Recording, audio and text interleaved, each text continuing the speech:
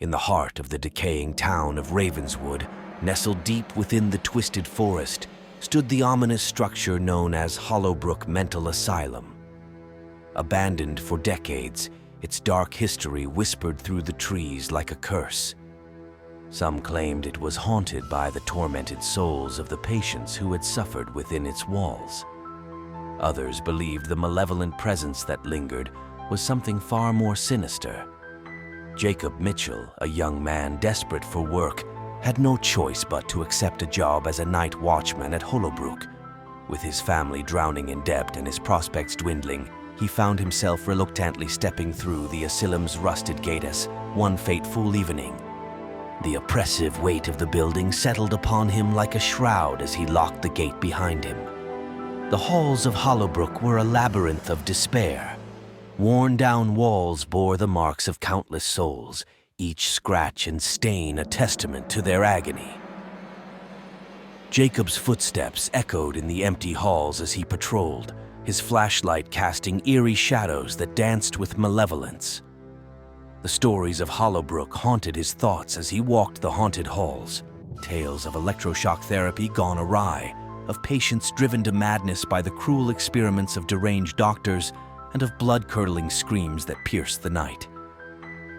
Jacob's imagination ran wild, and he couldn't help but glance over his shoulder at every creak and moan of the building. As the weeks turned into months, Jacob's sleep-deprived nights began to take their toll. Shadows played tricks on his mind, and he often heard whispers in the dark corners of the asylum. His once clear thoughts became muddled, and he found it increasingly difficult to distinguish between reality and the nightmares that plagued him. One night, as Jacob patrolled the fourth-floor ward, he heard a faint, desperate cry for help. Startled, he followed the sound, his flashlight revealing a door that led to the basement, a place he had been explicitly told to avoid. Against his better judgment, he descended the rickety staircase, the cries growing louder and more anguished with each step. The basement was a nightmarish realm of dilapidated cells, each one more horrifying than the last. In the dim light, Jacob saw a figure huddled in the corner of one cell, trembling and covered in filth. It was a man, emaciated and wild-eyed, his tangled hair matted with dirt and grime. "Help me," the man whimpered, his voice barely audible. Jacob's heart raced as he realized the man was no ordinary patient. It was Dr. Elias Blackwood, the asylum's former director, who had disappeared without a trace years ago. Driven by curiosity and a desire to uncover the truth, Jacob opened the cell door. As soon as he did, Dr. Blackwood lunged at him, his eyes filled with madness and despair. Jacob tried to flee, but it was too late. Dr. Blackwood's hands closed around his throat, choking the life out of him. Jacob's vision blurred, and the world faded to darkness. When Jacob awoke, he found himself confined to a cell in the basement of Hollowbrook. Dr. Blackwood's madness had infected him, and he could no longer distinguish between reality and hallucination.